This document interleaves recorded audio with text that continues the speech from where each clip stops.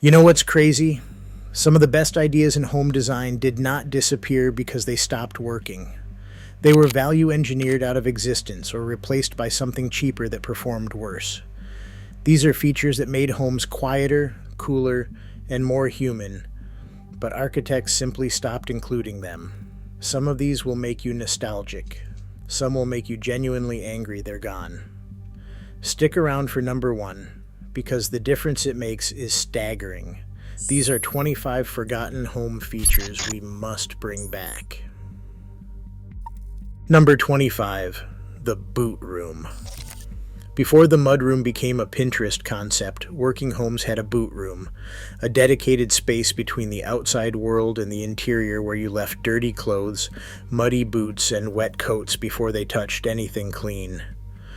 Not a hallway with a hook, a proper room with a tiled floor, a drain, a bench, and deep storage. The boot room solved a problem every family with children, dogs, or a garden still faces every single day of winter and most days of a British summer. It disappeared because developers found it easier to sell square footage than function. Every home that lacks one is a home where the outside comes straight in. Number 24, picture rails. Picture rails, the narrow molding near the ceiling from which pictures hung on hooks and wires, were standard in every well-built home before the 1960s. You could hang, move, and rehang pictures anywhere along the wall without ever drilling a hole. Then came plasterboard and smooth walls, and picture rails disappeared. Now we drill holes in every wall, fill them badly when we move, and pay for the damage on the way out. The picture rail was a solved problem we chose to unsolve, and every patched hole in a rental property is the invoice for that choice. The larder was a dedicated cool room, north-facing, unheated, with a stone shelf and a ventilated window, designed to keep food cold without refrigeration. A properly designed larder maintains temperatures close to a modern fridge through passive means alone. What we replaced it with was a loud, energy-consuming appliance that needs replacing every 10 to 15 years. The larder was right. We just forgot why and replaced it with a machine that hums constantly and costs £800 to replace when it fails. Number 22, secondary staircases. Victorian and Edwardian homes were built with secondary staircases, originally for staff but useful for anyone moving furniture, carrying laundry, or letting a tradesperson in without walking them through the main living areas. Modern homes have single circulation layouts where every movement conflicts with every other. Parents carrying a toddler to bed share the same corridor as arriving dinner guests. The second staircase was a circulation solution. We abandoned it as a class symbol without noticing we were also abandoning the function. The class system is gone. The single corridor remains. Number 21, casement windows that actually open wide. Old casement windows swung fully open on side hinges, unobstructed, full width and height. Modern double-glazed units use restrictors that limit opening to a narrow gap. Tilt and turn windows, standard across Northern Europe, solve this completely. Tilt them inward for secure ventilation, or swing them fully open when you need a proper breeze. The technology exists. British and American builders just have not bothered to adopt it at scale, despite decades of overheated bedrooms and frustratingly narrow ventilation gaps. Number 20. Dado rails. The Dado rail ran around a room at waist height, originally protecting plaster walls from chairs, and eventually dividing the room visually and giving it genuine vertical rhythm. Strip it out, and you have a box. Keep it, and you have a room that feels considered. Dado rails cost almost nothing to install during construction, a few meters of timber molding and an afternoon's work. They now cost a small fortune to add retrospectively. It is a detail that was easy to include and expensive to miss, and one that cost more to retrofit than the entire original fitting out of a room. A window seat, a built-in bench within a deep window recess, often with storage underneath, turns dead space into the single best seat in the house. Light from three sides, a view outward, a space that feels both open and enclosed. Children occupy them instinctively, adults fight over them. Modern construction eliminates the recess entirely. We traded the best seat in the house for an extra 8 inches of carpet that nobody particularly wanted, and everybody vacuums without joy. Houses built before the 1950s had solid timber internal doors, heavy and tight fitting, and genuinely sound insulating. Modern construction uses hollow core doors, medium density fiberboard skin over a cardboard honeycomb, which blocks almost no sound. You can hear a conversation through a closed hollow core door as clearly as through an open one. The upgrade to solid core doors costs perhaps 50 to 100 pounds per door during construction. Nobody asks for it because they do not know to ask. The result is a generation of homes where closing a door achieves almost nothing. Every phone call, every argument, even a midnight kitchen raid is shared with the entire household. Number 17. The morning room. The morning room was a small, east-facing room, warm and bright at breakfast and cool by afternoon. It was neither the kitchen nor the formal sitting room. It was scaled for 1 or 2 people and oriented to the sun by design. Modern house design has abandoned the principle of orienting rooms by function and by sun position entirely. Bedrooms face any direction. Living rooms face north. The morning room encoded solar understanding into architecture. We replaced that approach with floor plans optimized for plot coverage. Homes could face any direction on any plot, which is another way of saying they were designed with no relationship to the sun at all. Number 16. Transom windows above doors. Transom windows, glazed panels above interior doors, let light pass between rooms without compromising privacy. A hallway lit by transoms needed no artificial light during the day. They also allowed warm air to circulate without opening doors fully. Modern construction seals every room individually, producing dark corridors that need lights on at midday. The transom window cost almost nothing at the build stage, and it was removed for the same reason everything on this list was removed. It added complexity to a process that rewards simplicity over sense. Number 15.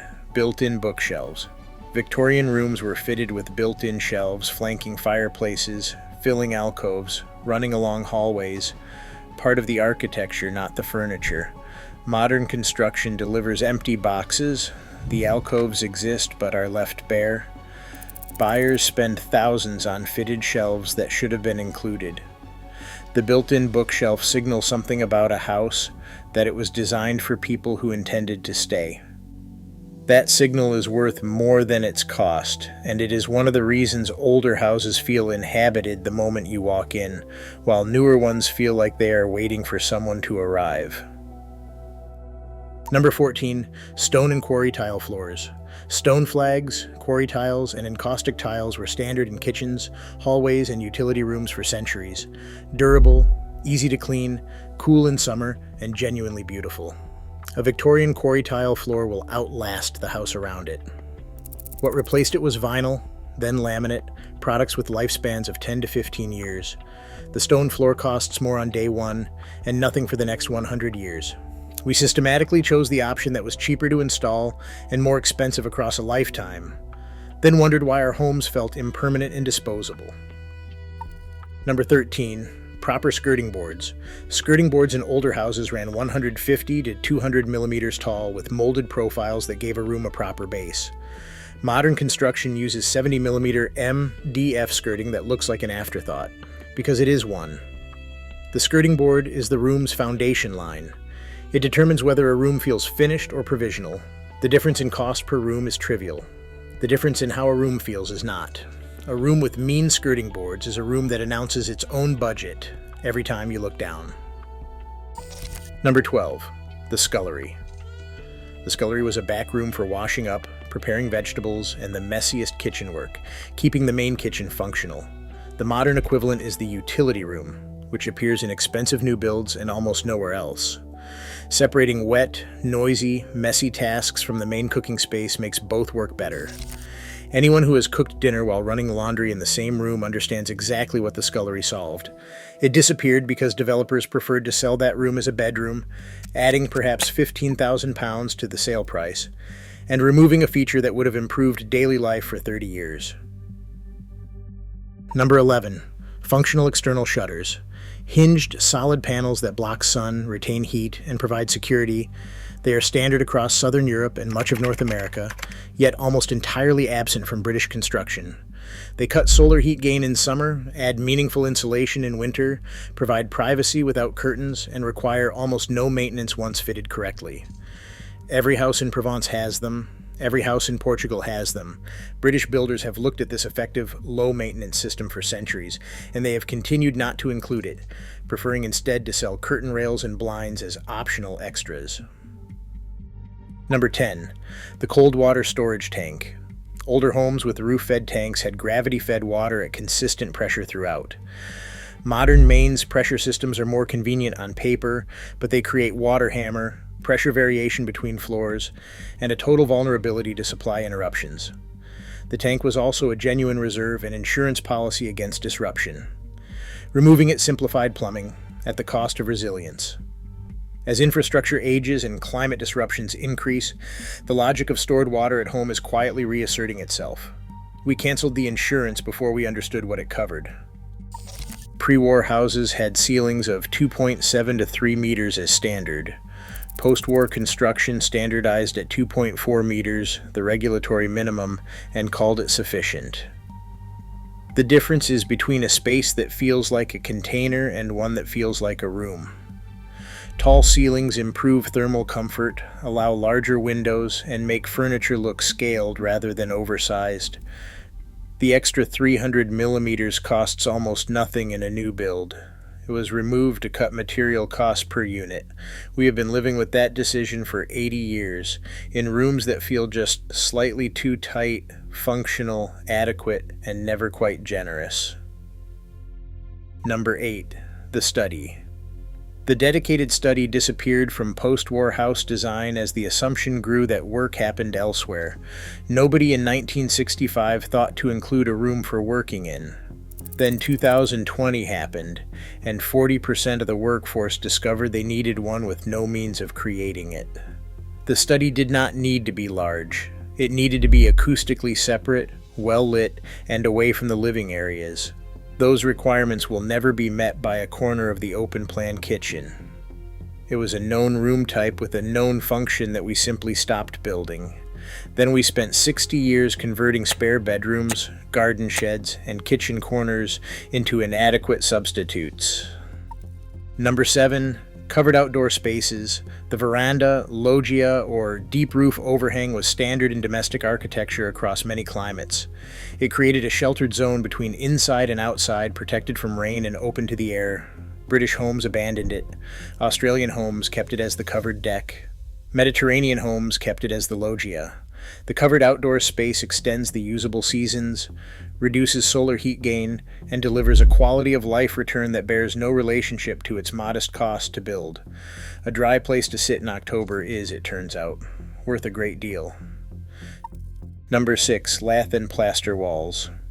Lath and plaster was replaced by plasterboard after the war for understandable reasons of speed and cost. What was lost was substantial. Lath and plaster insulates sound better, breathes to manage moisture, and has genuine thermal mass that stabilizes room temperatures. A lime plaster wall in a Victorian house is in better condition today than a plasterboard wall installed in 1990, and will still be standing when the house around it has been renovated 3 more times. We traded longevity for speed.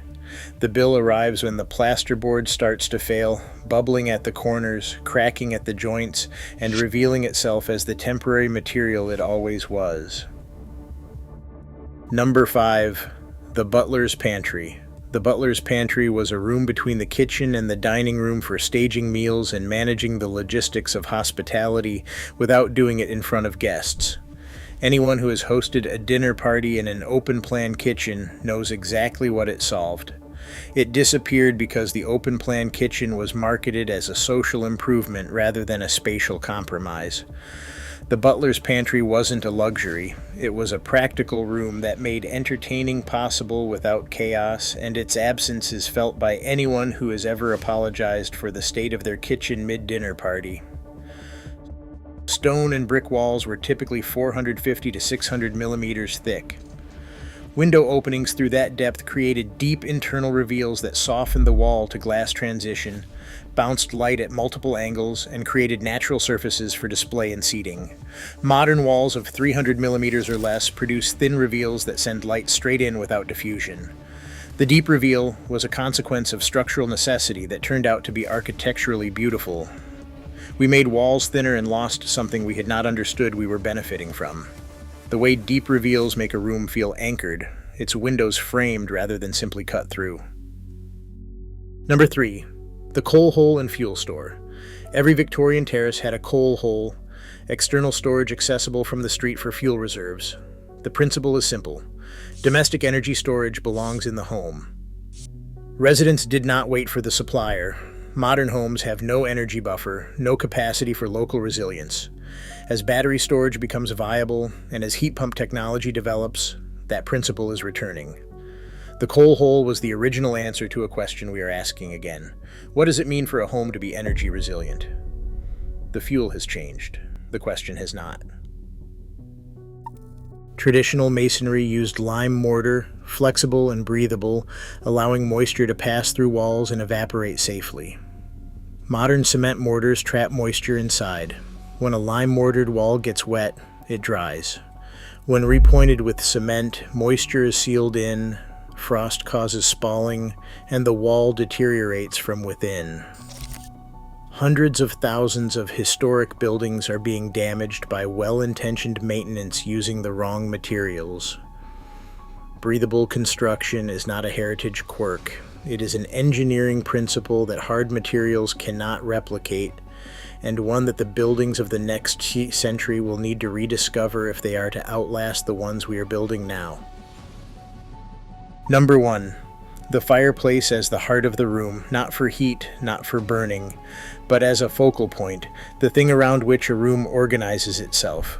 Every room in a well-designed older house had a chimney breast that told you where the center was, a natural gathering point, a reason to arrange furniture inward, a source of light and movement that nothing else has replicated.